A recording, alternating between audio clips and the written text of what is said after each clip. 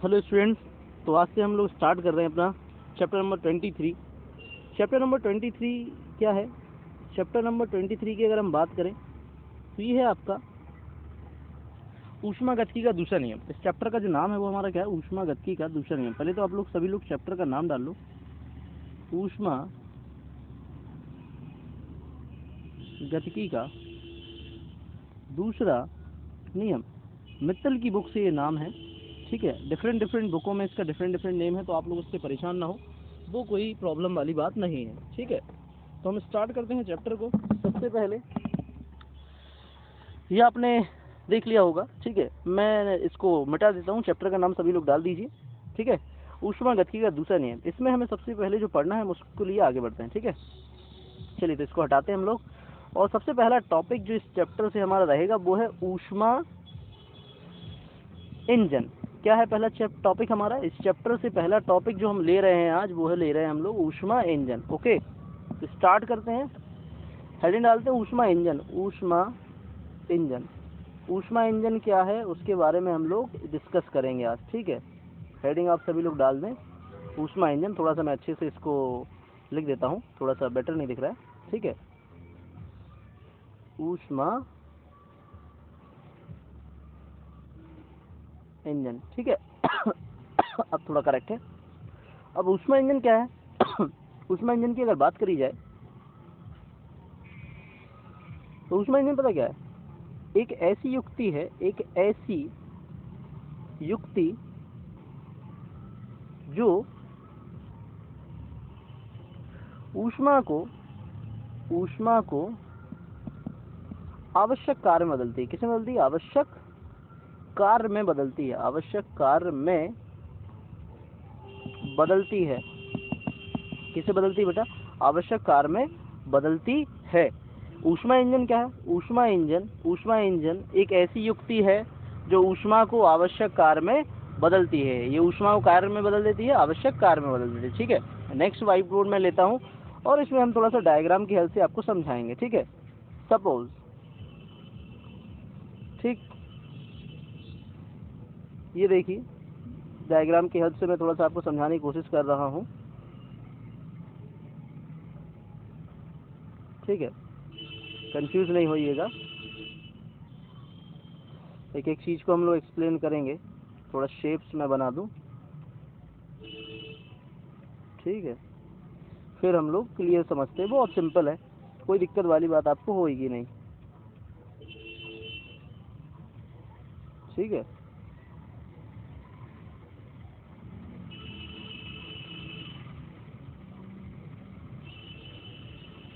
चलिए,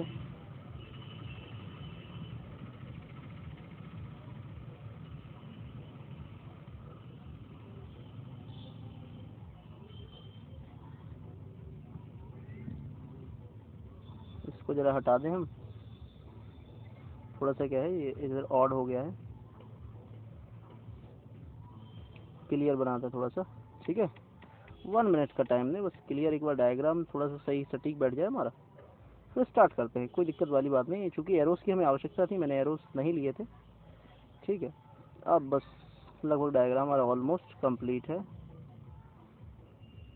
चलिए, ये देखिए, अब इसमें थोड़ा सा हम पहले इसकी कुछ नाम वगैरह नामकरण कर दें तो बहुत सिंपल रहेगा हमारे लिए,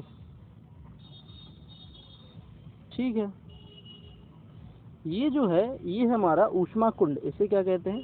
ऊष्मा कुंड। क्या कहते हैं बेटा इसको? इसको हम लोग कहते हैं ऊष्मा कुंड, ठीक है, क्लियर। ये हमारा बीच वाला भाग कार्यकारी पदार्थ, यह हमारा क्या रहता है? कार्यकारी पदार्थ। क्योंकि ऊष्मा इंजन के 3 भाग होते हैं। कितने भाग होते हैं? 3 भाग। ऊष्मा इंजन के 3 भाग होते हैं, उनमें से 3 में सबसे पहला जो होता है ऊष्मा कुंड, ठीक है। दूसरा होता है कार्यकारी,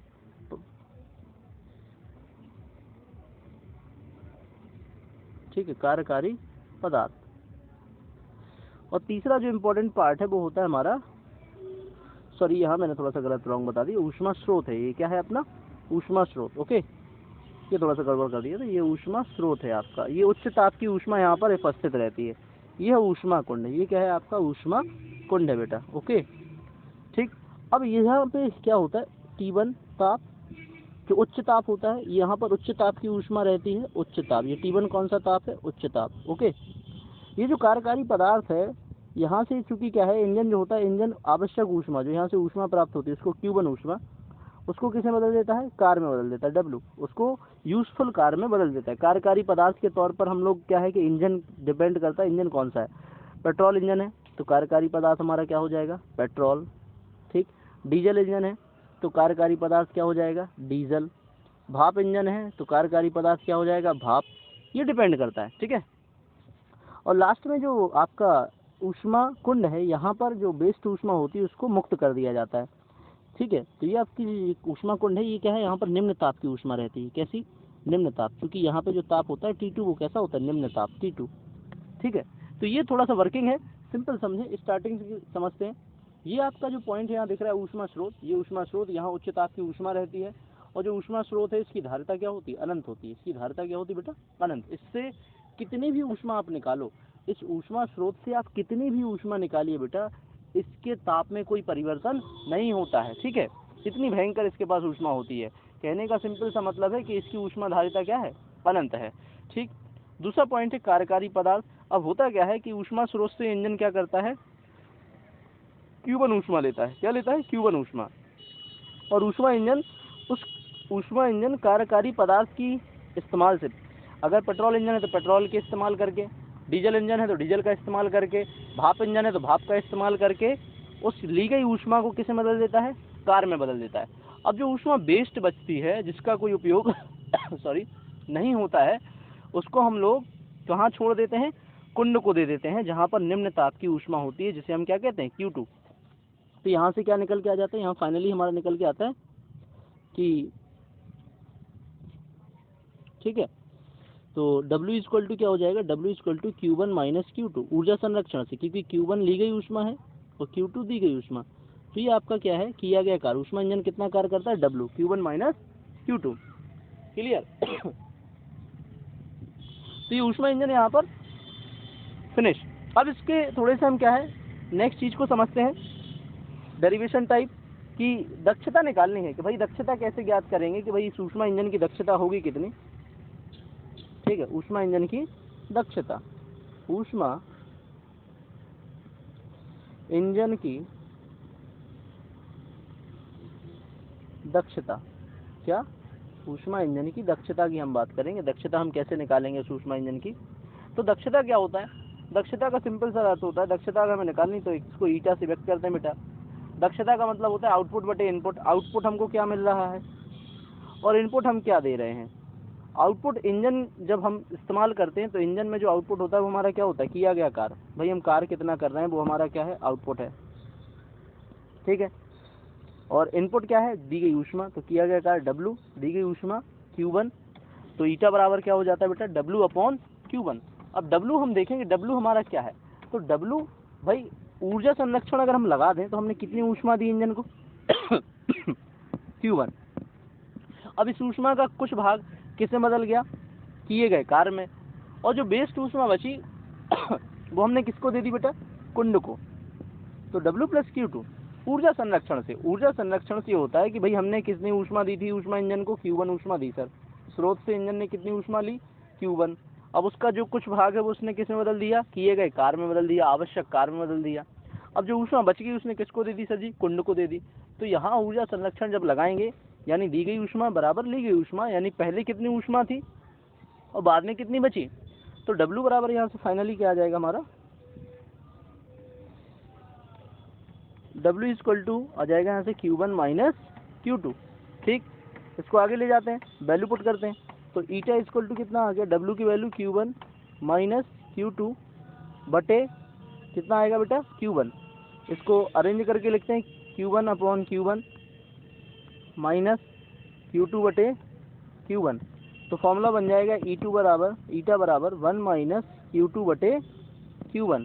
अब जो Q2 है वो क्या है, निम्न ताप की ऊष्मा, तो इसकी जगह क्या लिख सकते हैं, T2। और Q1 क्या है, उच्च ताप की ऊष्मा, तो इसकी जगह लिख सकते हैं T1। तो ये आपका क्या हो गया, फाइनली फॉर्मूला हमको मिल गया, ठीक है। ये आपके लिए फॉर्मूला हो गया ऊष्मा दक्षता का। ये दोनों ही फॉर्मूले हम इस्तेमाल कर सकते हैं। ठीक है, ईटा 1 माइनस Q2/Q1 और ईटा बराबर 1 माइनस T2/T1। ओके, तो यहाँ पर ये ऊष्मा इंजन समाप्त होता है। ऊष्मा इंजन में कोई दिक्कत परेशानी हो तो बताइए, जरा मैं फिर से एक बार रिवीजन कर देता हूँ पीछे से। ऊष्मा इंजन क्या है बेटा? ऊष्मा इंजन एक ऐसी युक्ति है जो ऊष्मा को आवश्यक कार्य में क्या कर देती है बेटा? बदल देती है। ठीक है, with the help of diagram हम लोग समझते हैं। यहाँ पर देखें, यहाँ पर ऊष्मा इंजन मैंने बनाया गया है, एक डायग्राम बनाया है पूरा सा। ये देखिए, सबसे पहला जो भाग होता है ऊष्मा इंजन के 3 भाग हैं टोटल। कितने भाग हैं बेटा? टोटल 3 भाग। पहला भाग ऊष्मा स्रोत, यहाँ पर क्या होती है बेटा? उच्च ताप की ऊष्मा होती है। क्या होती है? उच्च ताप। उस ऊष्मा का ताप क्या होता है? ज़्यादा होता है। और जो स्रोत होता है, स्रोत की जो ऊष्मा होती है, तो स्रोत के पास हमेशा जो ऊष्मा होती है कैसी होती है बेटा? ज़्यादा ताप की। इसकी ऊष्मा धारिता क्या होती है? अनंत। अगर ऊष्मा स्रोत से हम कोई भी ऊष्मा निकालें, क्या करें? कोई भी ऊष्मा स्रोत से आप निकालिए तो क्या होगा? हम कितनी भी ऊष्मा निकाल लें, क्योंकि उसकी धारिता अनंत है, तो उसके ताप में कोई परिवर्तन नहीं होता है बेटा। क्लियर है? ओके सर जी। अब आगे क्या होता है? स्रोत से इंजन क्या करता है? ये आपका इंजन है। इंजन क्या करता है? ऊष्मा लेता है। कितनी ऊष्मा ली उसने? Q1 ऊष्मा ली। कितनी ऊष्मा ले ली? Q1। अब कार्यकारी पदार्थ इसका इस्तेमाल करके इसको किसमें बदल देता है? कार्य में। कार्यकारी पदार्थ सर क्या होते हैं? जिन पर इंजन कार्य करता है। जैसे पेट्रोल इंजन होता है तो पेट्रोल, डीजल इंजन होता है तो डीजल चाहिए, भाप इंजन होता है तो भाप चाहिए। जैसा काम होना चाहिए वैसा हमारे पास कार्यकारी पदार्थ होता है। ठीक है, जैसे मोटरसाइकिल में पेट्रोल इंजन का इस्तेमाल होता है, तो वहाँ कार्यकारी पदार्थ के तौर पर हम क्या इस्तेमाल करते हैं बेटा? पेट्रोल। डीजल इंजन की बात करें, 4 व्हीलर्स जो आती हैं, बड़े बड़े ट्रक आते हैं, उनमें डीजल इंजन लगा रहता है, तो वहाँ कार्यकारी पदार्थ क्या होता है बेटा? डीजल। भाप इंजन पहले चलते थे, सबसे पहला इंजन जो बनाया था जेम्स वाट ने, तो पहले भाप का इस्तेमाल होता था कार्यकारी पदार्थ के तौर पर। ठीक है, ये क्या करता है? इंजन इन कार्यकारी पदार्थ का इस्तेमाल करके ऊष्मा को आवश्यक कार्य में बदल देता है। ओके, नेक्स्ट, अब जो ऊष्मा शेष बचती है, ठीक है, वेस्ट ऊष्मा को किसको दे दिया जाता है? ऊष्मा कुंड को दे दिया जाता है। वातावरण जो है आपका, वातावरण क्या? वातावरण जो है वो बहुत अच्छा एक ऊष्मा कुंड है बेटा। क्या? वातावरण। मैं यहाँ समझाता हूँ। ठीक है, वातावरण, ठीक है, एनवायरनमेंट जो आपका है वो एक बहुत अच्छा ऊष्मा क्या है? कुंड है। और इसकी भी ऊष्मा धारिता क्या होती है? अनंत होती है। कितनी भी हम इसको ऊष्मा दे दें, कितनी भी ऊष्मा हम वातावरण को दे दें, उसके ताप में कोई परिवर्तन नहीं होता। यही खासियत है वातावरण की, कि इसको कितनी भी ऊष्मा दे दी जाए, इसमें कितनी भी हम ऊष्मा मुक्त करते जाएं, इसकी धारिता भी अनंत होने के कारण इसके ताप में कोई परिवर्तन नहीं होता। ठीक है सर जी, आगे बताइए। तो अब ऊष्मा इंजन की हम दक्षता निकालते हैं। दक्षता का मतलब होता है आपने क्या आउटपुट दिया और कितना इनपुट आपने दिया और कितना आउटपुट मिला है। आउटपुट क्या हो गया? किया गया कार्य क्या हो गया? W। ठीक है, किया गया कार्य W हो गया, और दी गई ऊष्मा क्या होगी? Q1। हमने कितना कार्य किया? W, और ऊष्मा कितनी दी? Q1। तो ईटा बराबर W/Q1। अब Q1 क्या होता है? अगर ऊर्जा संरक्षण हम लगा दें, ऊर्जा संरक्षण क्या कहता है भाई? दी गई ऊष्मा, कितनी ऊष्मा दी सर? ऊष्मा दी सर हमने Q1। इसका इस्तेमाल कैसे हुआ? एक तो इसका इस्तेमाल किए गए कार्य में हुआ, और दूसरा इस्तेमाल क्या है? दूसरा इस्तेमाल हमने किया है इसको, जो ऊष्मा वेस्ट बची वो वेस्ट हो गई। तो टोटल ऊष्मा आपने दी कितनी थी? Q1। और यूज़ कैसे हुई? एक तो किए गए कार्य में यूज़ हुई, और दूसरा किस तौर पर इस्तेमाल हुई? ये Q2। ये दूसरी जो ऊष्मा Q2 ये वेस्ट हो गई, लेकिन ये पहले दी गई ऊष्मा और बाद में जो बची ऊष्मा, तो दोनों क्या होंगे? ऊर्जा संरक्षण से बराबर रहेंगे। तो यहाँ से W Q2 का पक्षांतर कर दो, W बराबर क्या आ जाएगा? Q1 minus Q2। यहाँ फॉर्मूले में हम वैल्यू रख देंगे, रख दी हमने। तो Q1 माइनस Q2/Q1, दोनों में भाग कर दो, तो Q1/Q1 minus Q2/Q1, Q1/Q1 cancel out हो जाएगा। ठीक है, सिंपल है, ये मुझे समझाने की आवश्यकता नहीं है। कैंसिल, तो क्या बचेगा? एक, माइनस क्या बचा? Q2/Q1। तो एक फॉर्मूला बन गया। ठीक है, आपके लिए एक फॉर्मूला ये बन गया। अब दूसरा क्या है? क्योंकि Q2 क्या है? निम्न ताप की ऊष्मा, तो इसकी जगह हम T2 लिख सकते हैं। और Q1 क्या है? उच्च ताप की ऊष्मा, तो इसकी जगह हम क्या लिख सकते हैं? T1। तो ऊष्मा दक्षता का फॉर्मूला, इंजन की दक्षता का फॉर्मूला क्या आ जाएगा? 1 माइनस T2/T1। ठीक है, तो आगे बढ़ते हैं। ठीक है, और इसको हम क्या कहते हैं कि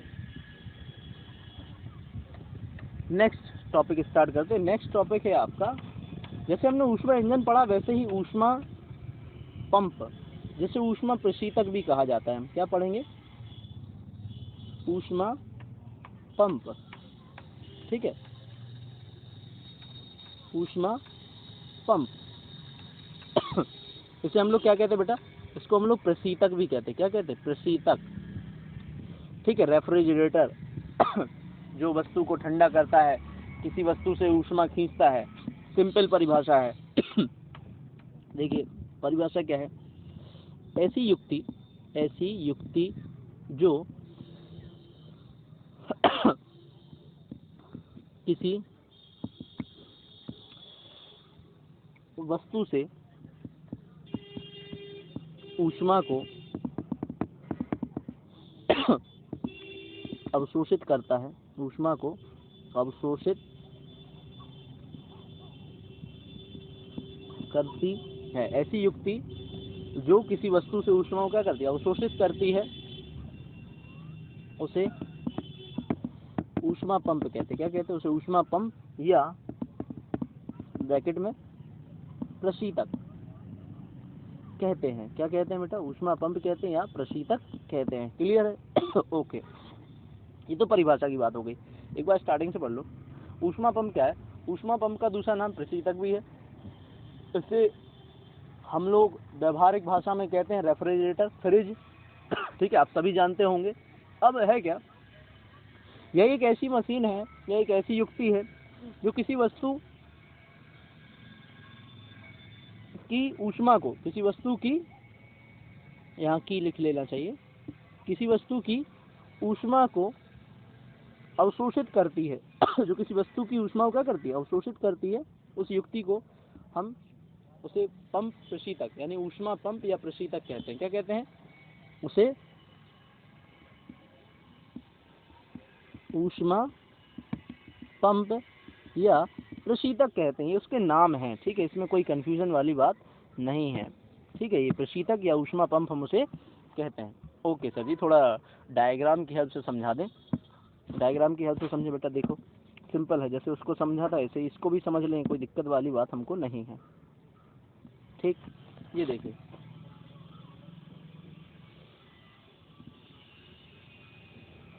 ठीक, अभी थोड़ा शेप चेंज कर लेते हैं, कोई दिक्कत वाली बात नहीं है। चलो इसको हटा देते हैं, शेप थोड़ा बदलते हैं हम यहाँ पर और थोड़ा क्लियर शेप बनाते हैं।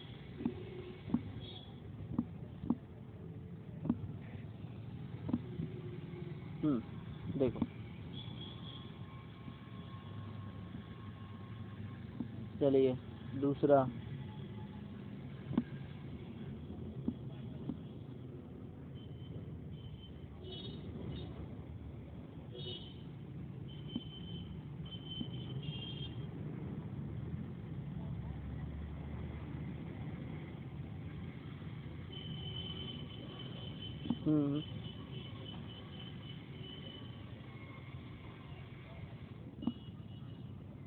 डायग्राम थोड़ा हमारा बन जाए फिर हम लोग बढ़ते हैं आगे। थोड़े एरोज मैंने गलत बना दिए।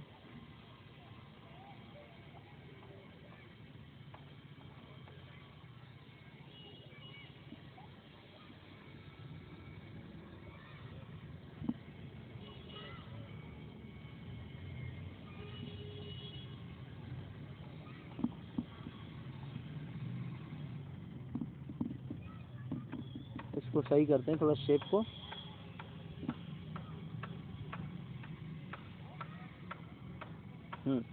ये अब करेक्ट है थोड़ा सा।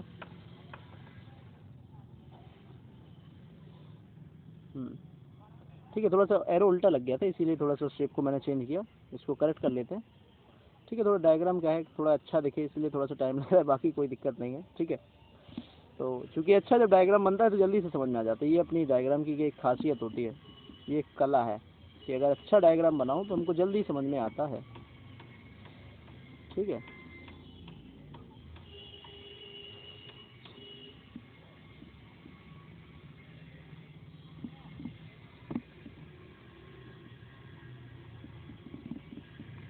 ये थोड़ा डायग्राम, हाँ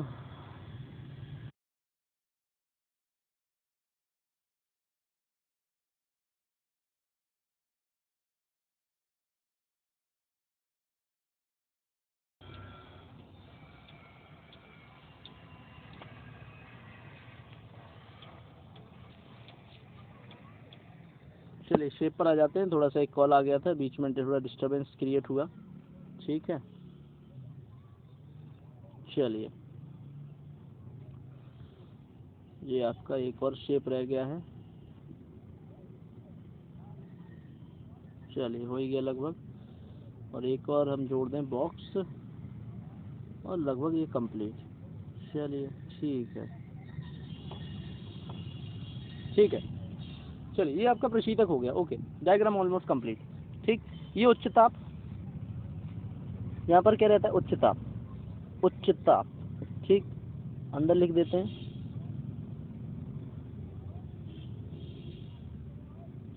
ठीक, और थोड़ा सा बाहर लिखता हूँ मैं, थोड़ा अंदर क्या है कि ज़्यादा क्लियर नहीं होगा। ठीक है, अंदर बस उच्च ताप को हम बता देते हैं कि उच्च ताप कौन सा होता है। उच्च ताप होता है आपका T1। ये कौन सा ताप हो गया, उच्च ताप। ठीक, इसका प्रोसेस उल्टा है। ये क्या करता है, ठंडी वस्तु से ऊष्मा लेके गर्म वस्तु को देता है। किसको देता है बेटा, ठंडी वस्तु से ऊष्मा लेके गर्म वस्तु को देता है, इसका काम है। प्रशीतक क्या करता है, ठंडी वस्तु से ऊष्मा लेगा और गर्म वस्तु की ओर प्रवाहित करेगा। व्यवहारिक तौर पर जो ऊष्मा होती है वो हमेशा उच्च ताप से निम्न ताप की ओर प्रवाहित होती है, लेकिन ये उल्टा करता है। ये क्या करता है, प्रशीतक है। ठीक है, ये W, इस पर कार्य किया जाएगा। ठीक है, कार्यकारी पदार्थ के तौर पर यहाँ पर हम लोग क्या करते हैं, 3 भाग हैं, एक एक करके हम समझेंगे। ठीक है, यह कार्यकारी पदार्थ भरा होता है, कार्यकारी पदार्थ। ठीक है, यहाँ पर क्या रखा होता है, कार्यकारी पदार्थ, कार्यकारी पदार्थ। ठीक है, इसको हटा देते हैं क्योंकि उतना बेहतर नहीं लिख पा रहा हूँ, जगह थोड़ी कम है। ठीक है, बाहर लिख देते हैं। यहाँ पे चूंकि इसमें कार्यकारी पदार्थ होता है। ठीक है, यहाँ लिख देते हैं। यहाँ क्या होता है बेटा, कार्यकारी पदार्थ। और चूंकि ये प्रशीतक है, प्रशीतक में कार्यकारी पदार्थ के तौर पर अगर आपको जानकारी हो तो यहाँ पे हम किसका इस्तेमाल करते हैं, freon gas. Freon gas, freon gas CFC, जिसे आप क्लोरोफ्लोरोकार्बन भी कहते हैं। और जो आपकी क्या कहते हैं कि ओजोन का जो क्षरण हो रहा है, ओजोन परत जो खराब हो रही है, वो इसी के कारण हो रही है, क्योंकि इस गैस का शीतलक के तौर पर इस्तेमाल किया जाता है। ये गैस शीतलक के तौर पर इस्तेमाल होती है प्रशीतक में। ठीक है, अब यहाँ होता क्या है, यहाँ पर क्या करता है, जो आपका वर्किंग है ऊष्मा पंप का, बेसिकली ऊष्मा क्या होती है बेटा, मैं थोड़ा सा आपको समझाऊं। यहाँ पर ऊष्मा की प्रोसेस क्या है, ऊष्मा हमेशा उच्च ताप से कहाँ प्रवाहित होती है, निम्न ताप। ऊष्मा का प्रवाह हमेशा उच्च ताप से निम्न ताप की ओर होता है। ये व्यवहारिक तौर है, व्यवहारिक। ऊष्मा कभी भी निम्न ताप से उच्च ताप की ओर प्रवाहित नहीं हो सकती, ये असंभव है। उच्च ताप से निम्न ताप की ओर तो आ जाएगी, लेकिन निम्न से उच्च की तरफ नहीं जाएगी, ये असंभव है। ऐसा असंभव क्यों है, इसको समझो। ऊष्मा हमेशा उच्च ताप से कहाँ जाएगी, निम्न ताप की तरफ, लेकिन निम्न से उच्च नहीं जाएगी। निम्न से उच्च ले जाने के लिए उस पर कार्य करना पड़ेगा। उसको ऐसे समझो, सिंपल लॉजिक है, बहुत सिंपल लॉजिक। क्या सर जी बताइए जरा। सिंपल लॉजिक ये है कि देखिए, जैसे पानी की टंकी है, तो पानी की टंकी आपके घरों की छतों पर रखी होती है। आप नल खोलेंगे, टैप खोलेंगे, पानी आ जाएगा। लेकिन क्या ऐसा संभव है कि पानी अपने आप ऊपर चढ़ जाए? नहीं चढ़ता सर जी। क्यों नहीं चढ़ता? अपने आप ऊपर नहीं जा सकता सर जी। तो क्या करते हैं, उसके लिए हम लोग मोटर लगाते हैं। मोटर, पानी खींचने वाली जो मोटर होती है, जिसे हम लोग टुल्लू पंप कहते हैं व्यवहारिक भाषा में। तो मोटर जब हम लगा देते हैं तो मोटर क्या करता है, पानी को खींच के ऊपर चढ़ा देता है। मतलब हमें बाहर से कुछ कार्य करना पड़ता है ना, बिना कार्य के उसको ऊपर नहीं भेजा जा सकता सर जी। ठीक वैसे ही तो ये भी है बेटा। ये निम्न ताप की कोई वस्तु है, अब इससे यहाँ से कोई ऊष्मा लेगा। ठीक है, हम क्या लेंगे, यहाँ से ऊष्मा ली हमने, मान लो Q2। ये ऊष्मा यहाँ से खींची गई, अब इसको उच्च ताप की ओर प्रवाहित कराना है। तो उच्च ताप की ओर प्रवाहित कराने के लिए हमें बाहर से कार्य करना पड़ेगा। बाहर से क्या करना पड़ेगा, कार्य। अगर बाहर से कार्य नहीं किया जाएगा तो ये ऊष्मा बाहर नहीं जा सकती। तो बाहर से हम क्या करते हैं, कार्य करते हैं। जब भी बाहर से कार्य करते हैं तो ऊष्मा उच्च ताप की ओर प्रवाहित हो जाती है, जिसे हम क्या कहते हैं, Q1। ठीक है, तो वर्किंग क्या है ऊष्मा पंप की। ऊष्मा पंप सर क्या करता है, ठंडी वस्तु से ऊष्मा लेकर उसको गर्म वस्तु की तरफ भेजता है, जिससे उस ठंडी वस्तु का ताप और घट जाता है और वो और ठंडी हो जाती है और शीतल हो जाती है। तो यहाँ पर ये क्या करेगा ऊष्मा पंप, यहाँ पर जो फ्रीऑन गैस होती है कार्यकारी पदार्थ के तौर पर कार्य करती है, जो लिक्विड फॉर्म में रहती है। ये करती क्या है, इसको समझो। ये सबसे पहले हम देखें, कार्यकारी पदार्थ यहाँ पर क्या होता है बेटा, फ्रीऑन गैस। यह एक शीतलक गैस है, यानी वस्तुओं को ठंडा करती है, उससे ऊष्मा खींचने की क्षमता रखती है।